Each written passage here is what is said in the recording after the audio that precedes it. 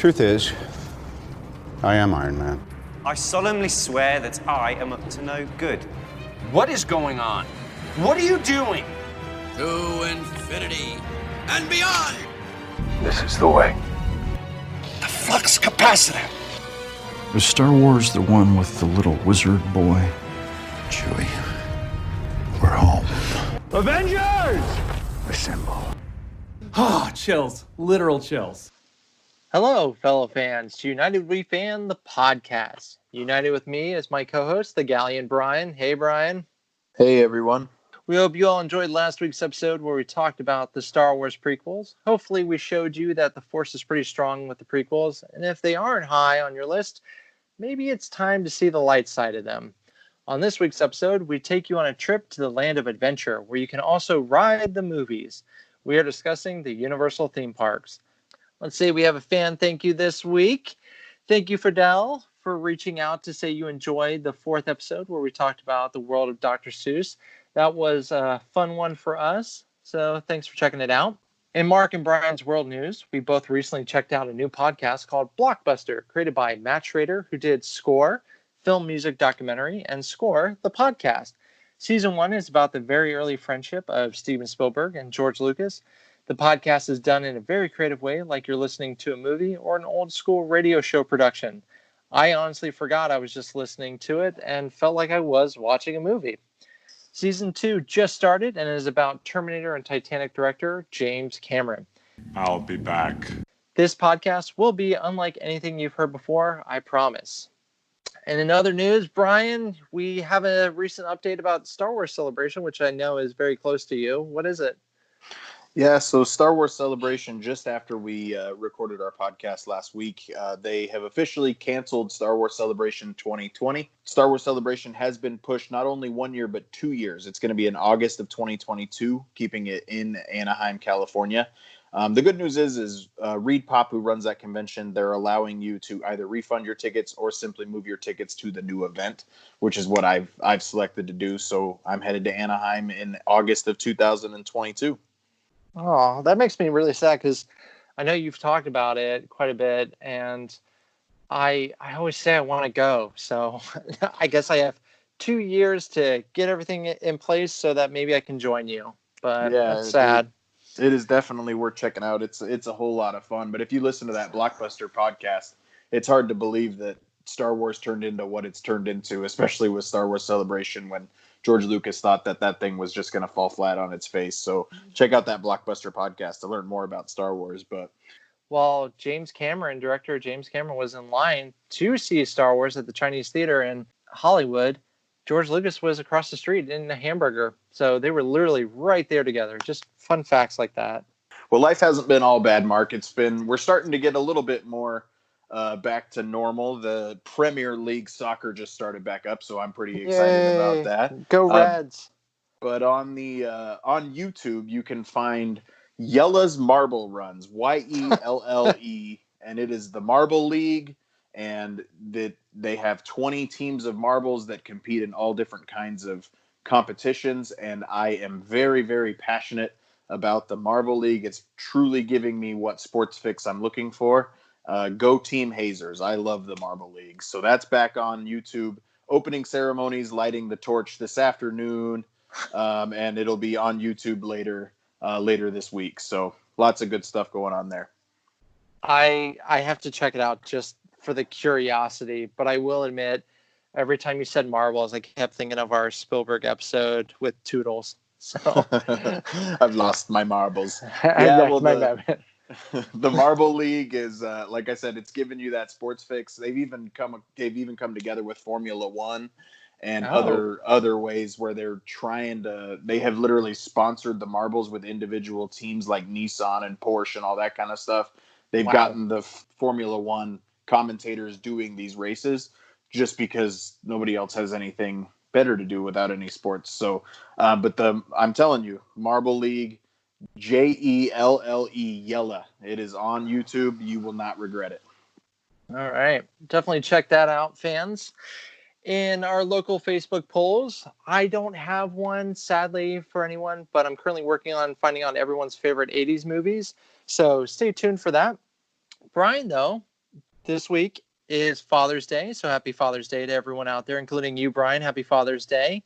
You did one involving your Mount Rushmore of favorite on-screen fathers. So who made your cut? I think I would have to also say happy Father's Day to my dad, who I know listens to every episode as well. So happy Father's Day, Dad. But my Father's Day Mount Rushmore, I tried to represent, it was on-screen fathers in general. When I first started my Mount Rushmores, the actually very first one I did was sitcom dads. And that was a fun topic as well. But I did all on-screen dads for Father's Day. And my list of 4 was Daniel Hillard, Robin Williams' character from Mrs. Doubtfire, Uncle Phil from The Fresh Prince of Bel-Air, Yeah. Brian Mills from Taken. I feel like he should be Hall of Fame of all fathers out there. I was also trying to represent a few more films than I was television. And then the last one, jumping into the cartoon world, sure, honorable mention to Goofy. He definitely deserves a call out there.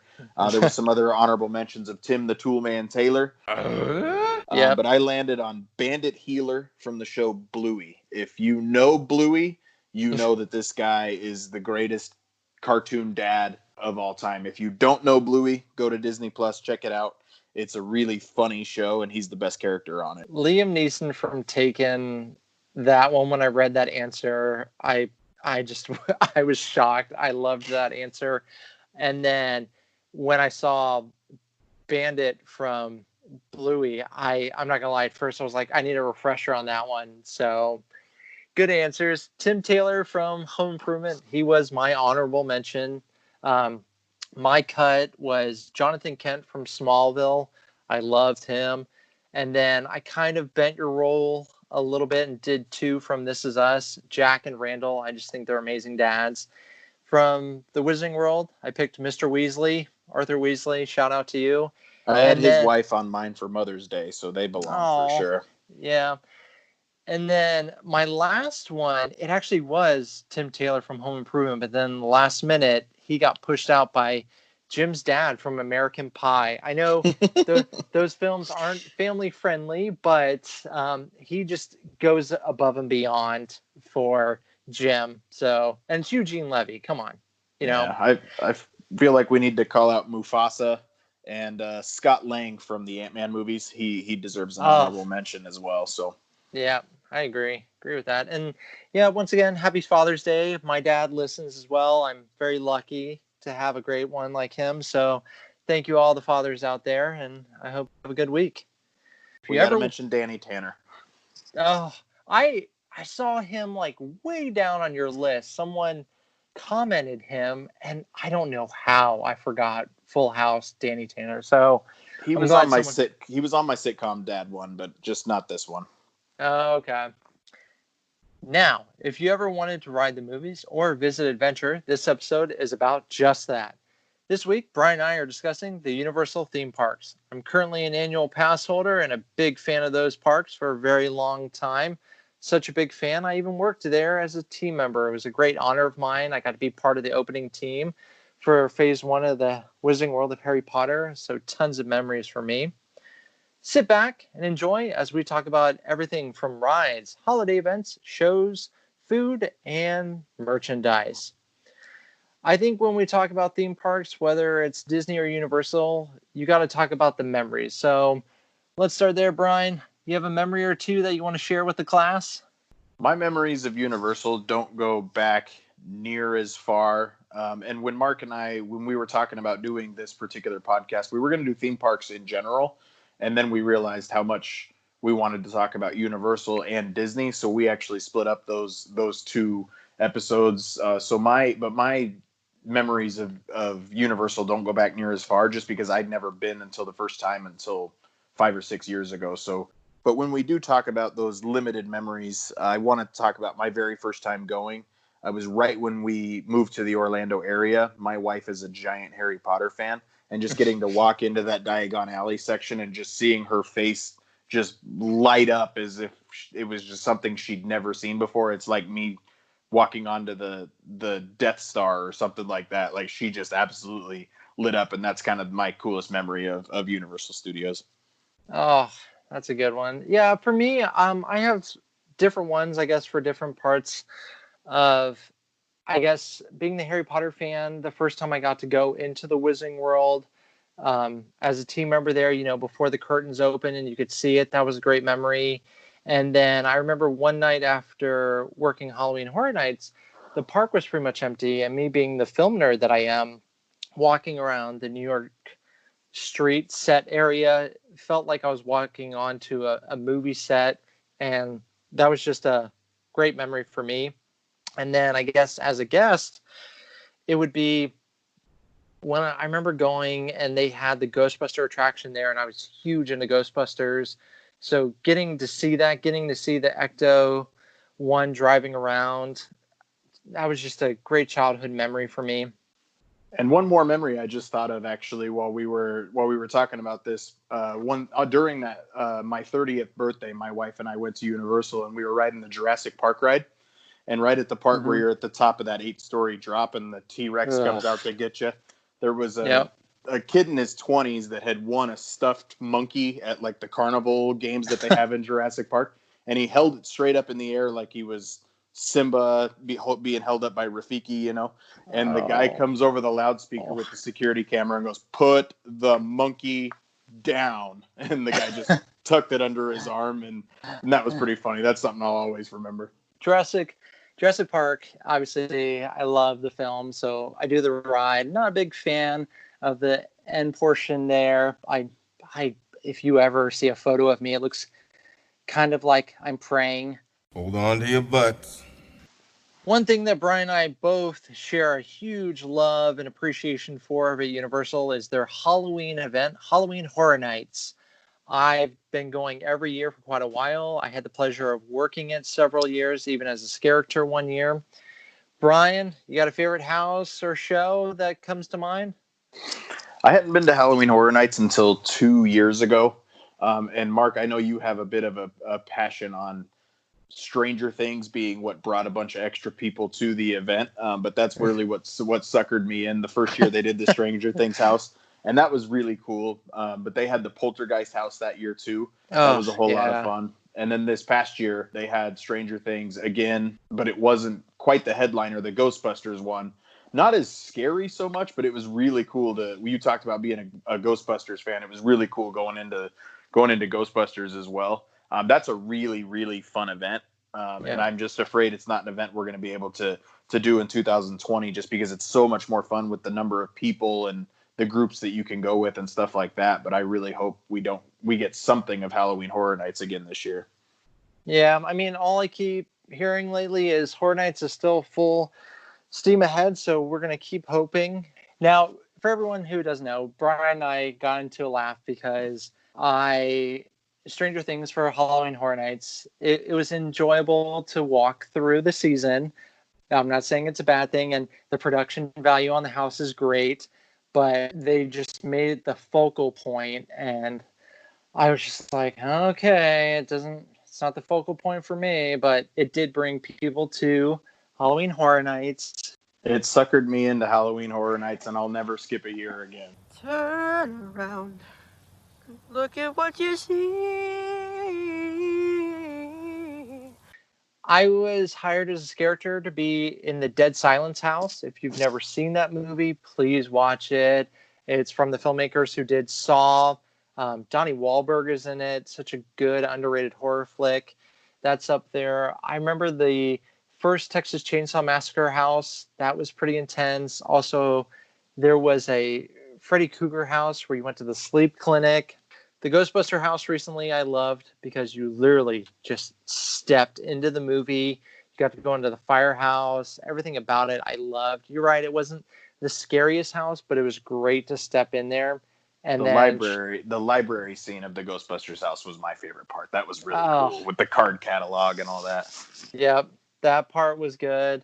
And then definitely a big shout out to the Poltergeist house, not only because it is a Spielberg house, but I remember that whole year nothing had really gotten me to jump, and then it was about, I think, the second to last night, and I had just waited a little over an hour. I was tired, and we went into that house, and I remember it was like a quiet scene in there, nothing was happening, and then I started to wander my mind because I was tired, and then a scareter got me.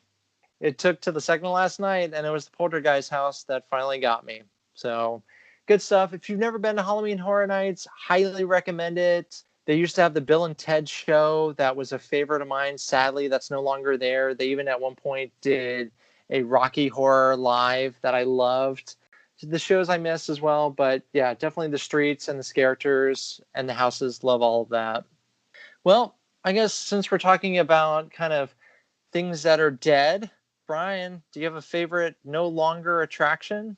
I know you heard me talk a lot about Ghostbusters. I love the show. I remember the second version of it. It's on YouTube. Check it out, where you were recruited to be a Ghostbuster.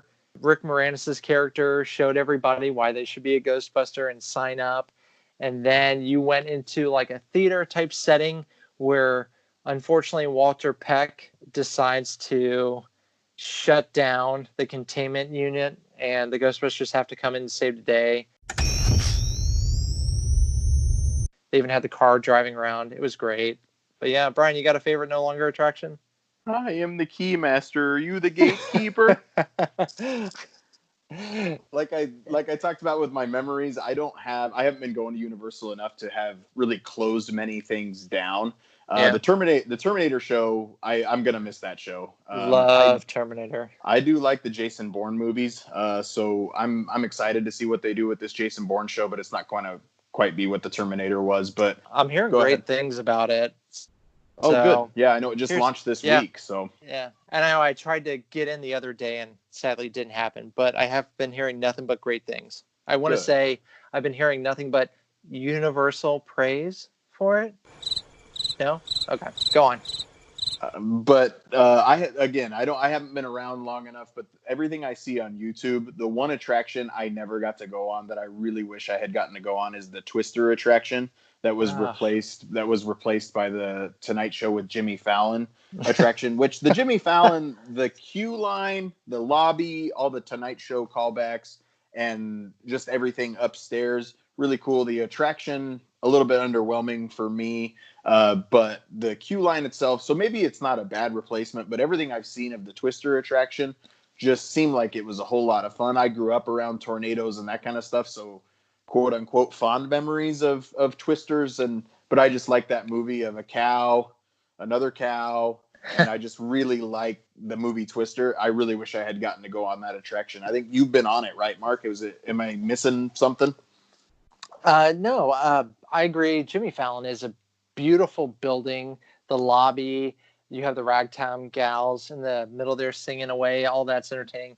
The ride itself, I enjoy it, but I do see why it's not so high on others' lists. Twister, I remember as a kid, Twister used to be a really scary experience, especially when that tornado siren went off.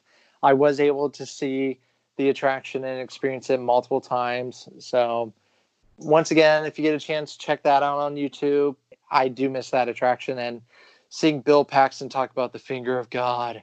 So yeah, those are no longer with us. They still have tons of great attractions that are with us.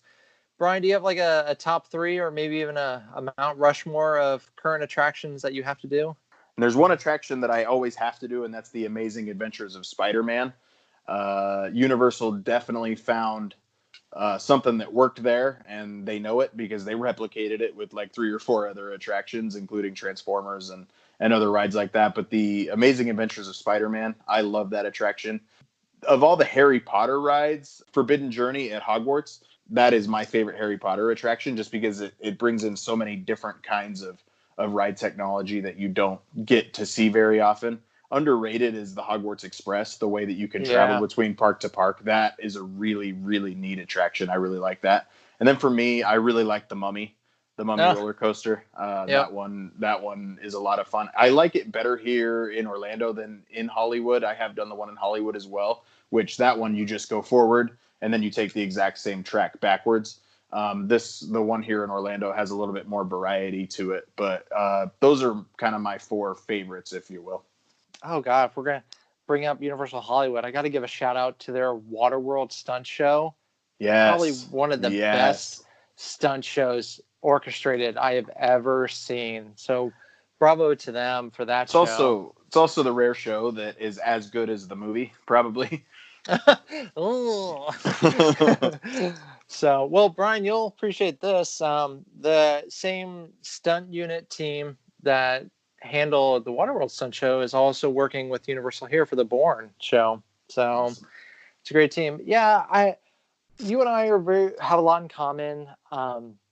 Forbidden Journey, not just because I opened that ride. I love that ride, walking through the Hogwarts Castle. That's one of mine on my Mount Rushmore. The Amazing Adventures of Spider-Man, I never get tired of that one. That's definitely on there. And then the Men in Black ride. I love the Men in Black ride. I luckily was an MIB agent for only a couple months, but it's just, I never get tired of the Men in Black ride, and then always trying to get a different score. There's even a little hidden Steven Spielberg head on one of the aliens. And then probably for my last one, I'm going to give a shout out to the horror makeup show. Those guys and ladies, all the actors and actresses are hilarious there, and they always bring something different to each show. I caught one recently because of COVID-19. You know, they had to modify the show a little bit, and they didn't lose any of the humor. Still a hilarious show. When you talk about Forbidden Journey, that queue line is one of the absolute best queue lines of any ride in existence. For me, it's second only to Star Wars Rise of the Resistance at Hollywood Studios now, but that's just because of where my loyalties lie. But yeah. Just getting to go through the Hogwarts Castle and see all the different kinds, they really knew what fans wanted to see, and they put you right into those even when you're standing in line. It's really cool. Now, I will admit I am a Gryffindor, so walking through the Gryffindor common room is a treat for me, but I have quite a bit of Slytherin and Hufflepuff friends, and even some Ravenclaws that wish they could have walked through or caught a glimpse of their common rooms in the queue. But overall, the queue is just so beautiful. I'm told I'm Team Hufflepuff as well, so I can see that. Well, we can save that definitely for that upcoming Harry Potter episode. Breaking news, Harry Potter episode coming soon. But yeah, we can save that one for that one. So does that mean favorite land? Is it the Wizarding World, Hogsmeade, Diagon Alley, or is it going to be Marvel's Superhero Island? Which one's your favorite? From stepping into the movies, you can't do much better than really Hogsmeade or Diagon Alley. Diagon Alley is especially, that's a really neat land, especially going through the brick wall and all that kind of stuff. Where I am partial to is definitely the Marvel Superhero Island. Hulk, I wish I liked that roller coaster more. I just get a bigger headache than I usually do, and I'm not anti roller coaster by any stretch of the imagination. But being a giant Marvel fan, I would definitely lean more toward Marvel Superhero Island. But stepping into the movies, I don't think anybody's ever done it better than the Harry Potter, the Wizarding Worlds. Agreed. Yeah, with the Wizarding World, you can tell every theme park took notice of what it takes to up the ante. You know, it was a great immersive experience. Hogsmeade and Diagon Alley. They're too immersive to the point where it's hard to manage crowds in there. That's kind of my biggest concern with them. Concern maybe not the right term, but that's just when you get a lot of people in those areas, those doorways are tight, those alleys are tight. And I do expect both of those lands to be unseated by Super Nintendo World when that gets built at Epic Universe that they're building now. That the pictures that we're getting out of Japan and the Super Nintendo World out there, that is going to be really, really cool. Yeah, that's going to be pretty exciting as well. And I know they're going to have pictures are up for it, the American Wizarding World over there at their Epic Universe. That'll be exciting. I feel like Marvel Superhero Island, just getting photos with those characters, riding the rides, the merchandise, even the Fantastic Four Cafe is cute and fun. If you're ever over there, go to the Captain America Cafe. They have cherry pie and apple pie over there. It's so good. Now, don't get me wrong, I love the Wizarding World, but I just get maybe one more goosebump walking through Marvel Superhero Island. Jurassic Park we didn't even mention, and it deserves at least a call out for how cool it is too. Oh God, when you hear that John Williams theme playing, I'm there. I'm always there for that. So, although John Williams plays through a lot of Universal, so I Sure enjoy the does. music of a lot of Universal. In Jurassic Park right now, they're building a roller coaster that they still have yet to officially announce. So that's something we got to look forward to as well. And it does look pretty wicked, It's gonna be so pretty it's intense. going to be a good yeah. one. Well, speaking of, I brought up cherry and apple pies. Brian, you got a favorite Universal food or snack restaurant maybe? As I mentioned, I think it was our Dr. Seuss episode where I don't venture out on the food market very much, and the same goes for that. So don't listen to my opinions on food very much. But when it comes to like the snacks and stuff like that, the chocolate frog from the Wizarding World is really cool.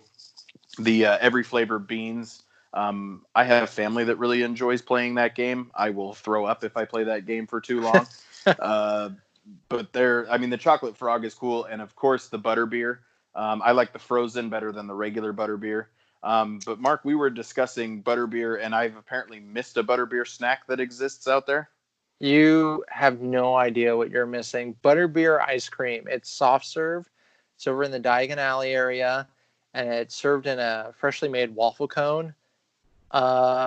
Amazing. It's definitely one of my go-to snacks when I go there. I love also eating in the two Wizarding World restaurants. Probably the only other restaurant I enjoy just as much, and I know it's going to sound weird, is over in the Simpsons area. The Krusty Burger is so good there. They put it like a special kind of syrup mayo on the burger. I know it sounds weird, but it's so good. You also have the Krusty. Sorry, that's on the chicken and waffles, but the Krusty Burger, you have the Krusty sauce, which is so good, and then Zap Cola.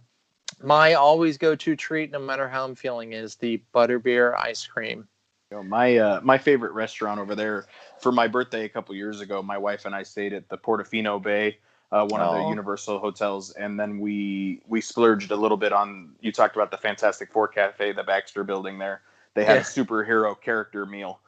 So it was just me and my wife, and Spider-Man came to the table, and Cyclops, and Storm, and Rogue, and Wolverine wasn't there that day. But yeah, getting Marvel characters to come to my table. I was turning 30, I think, and it was still like the coolest thing I've ever done in my life. Yeah, actually, you know what? The Portofino Hotel is my favorite theme park hotel, and let's do Mount Rushmore's, Brian.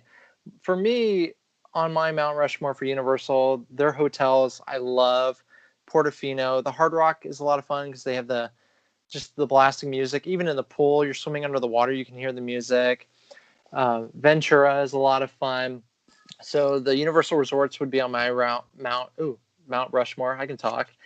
Halloween Horror Nights obviously is on my Mount Rushmore. The Wizarding World and Marvel Superhero Island. I think those would be my four aspects of Universal. Yeah, one thing I do like about Universal is sometimes it's nice to just be an adult more so than you can over at Disney. And that's part of the reason why when we do have annual passes, it's usually just me and my wife. Our kids, there's not as much for them over at Universal, but we were able to go to the Hard Rock Cafe a little while ago, and we actually saw a live performance of Whose Line Is It Anyway? And that was super fun. And they you just get to do stuff like that. And Universal gets acts coming to the Hard Rock Cafe, and comedy acts and music acts and stuff like that you just don't always get in other places. And that's kind of the funnest part of being the center of the theme park universe here in Florida. So that's pretty fun too. But yeah, just over at Universal, there's a lot of cool stuff. I really like the wands that you can buy for the Wizarding World. The fact that you can stand. My only problem with the wands is so many people have them now that it takes a long time to be able to get to do the RFID stuff with the wands. But the kind of stuff that you can do with those virtual interactive wands, making it rain or making something do a flip in a window or something like that. There's a lot of cool merchandise that Universal Studios has too that they don't have other places. Agreed. Yeah, I remember at first I wasn't going to get a wand, and now I have 4.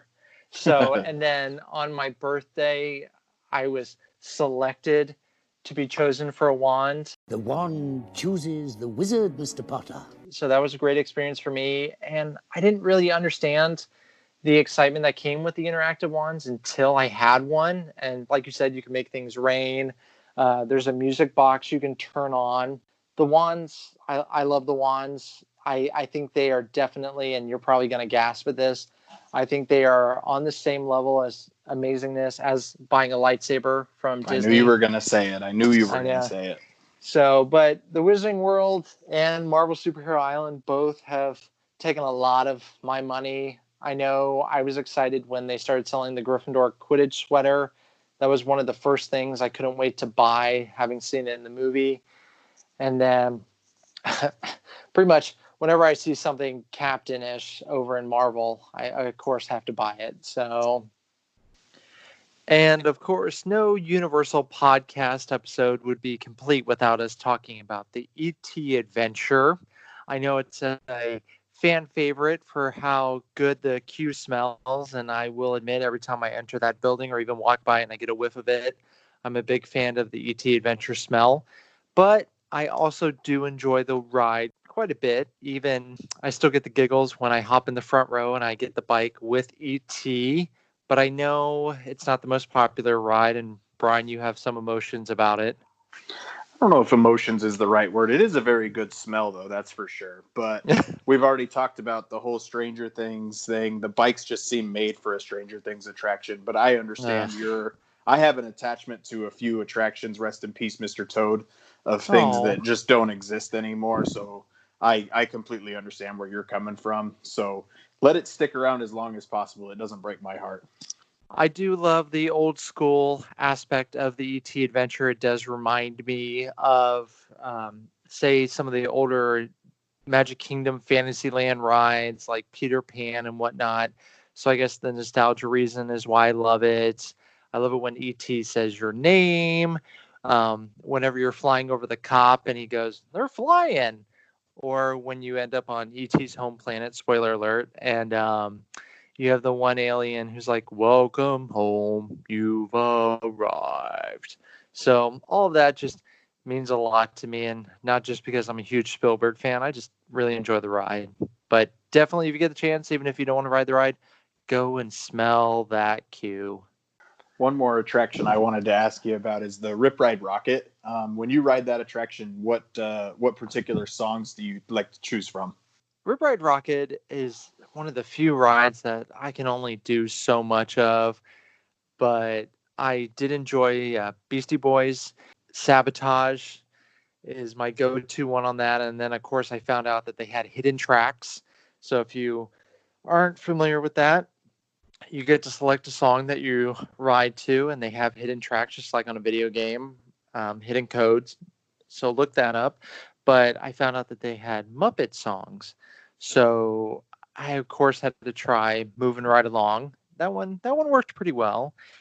And then I had to try Rainbow Connection. I will admit, as much as I enjoy Rainbow Connection, that song did not work with that fast-paced ride. So whenever I do ride, it's to the Beastie Boys. I didn't know that about the secret tracks. I already have enough pressure picking my song every time I go on there. I always end up picking The Devil Went Down to Georgia by the Charlie Daniels Band because I just panic and can't pick anything else, and I always default to country music. There's a few Kenny Chesney songs on there that, again, just don't really work for the ride itself. So, but The Devil Went Down to Georgia is always a good one. But I'm gonna have to try those hidden tracks. That's pretty funny. I didn't know about that. Yeah, I might have to try yours as well. That's a good one, and I'm definitely in the same boat. I try to pre-plan everything, but then just when you get locked in, I think my adrenaline starts kicking in, and thinking clearly is not really a strong suit of mine on that ride. I don't enjoy the Simpsons ride very much. I don't know what it is. It doesn't ever work for me. I've given it enough chances, but it just doesn't work for me. The Simpsons ride, I will admit, I can't ride first row on the ends. I get so sick on that ride. You're really high in the air. Yeah, I don't mind the Simpsons ride, but I feel like every time I go, nobody's really in the mood to ride it. It's a cute little experience to say you've done it, but you're not alone on it not being on the top of a lot of people's list. Before we finish this episode, Mark, I need to get your opinion on Hagrid's motorbike adventure, the new roller coaster that they have over at Universal. I have not personally had a chance to ride it. Have you gotten a chance to ride it, and what'd you think? I have. So you're riding on a motorbike and a sidecar. So the first time I rode it, there is a surprise involving Devil's Snare. I don't want to say what it is because I didn't know about it. So I think you all should be on the same boat when you ride it. There was a big surprise waiting for me mid-ride. I shouldn't have said that. I should not have said that. I definitely enjoy riding the motorbike side. Don't get me wrong. The sidecar is a lot of fun. My best friend, he loves riding the sidecar. But Works out then. yeah, it is worth the wait. Everything you've heard about it, all the positive things, it's true. That ride is one of probably the most unique and best rides you'll ever get a chance to go on. I will say riding it in the evening when things are a little darker is probably the best. That way the lighting effects and everything can look a little prettier. If you like Harry Potter, you like roller coasters, or you just are curious, like, you got to do it. So it's a worthy replacement for Dueling Dragons then. Absolutely. Honestly, once the dragons stopped dueling, it was time for the dragons to find a new home, and Hagrid is a great gameskeeper, so he's a good home. Well, that concludes our Universal Resort episode of United We Fan the podcast. Thank you all for uniting with us. We hope you enjoyed listening to this episode as much as we enjoyed uniting on it. I know I'm probably going to go grab my pass soon and very safely go visit the parks. Next week is the 4th of July, and we'll be celebrating with an episode about the Star-Spangled Man with a Plan. That's right, we're discussing Captain America. We're both big fans of Cap, so it seems only right to have our 4th of July episode be about Captain America. You could say, Mark, that we could even do this all day. If you enjoyed this episode, let us know with a rate or review. For our listeners with any comments or questions, drop us a line so we can reply. Bryan, tell our listeners how they can message the show and stay up to date on everything UWF. Yeah, you can find us on Instagram. You can reach us on Instagram as well at United We Fan Podcast. And you can also drop us a line in an email at unitedwefanpodcast@gmail.com. We look forward to hopefully hearing from anyone and everyone out there. Till we unite again, fans, don't forget, friends, fan uniting is universal.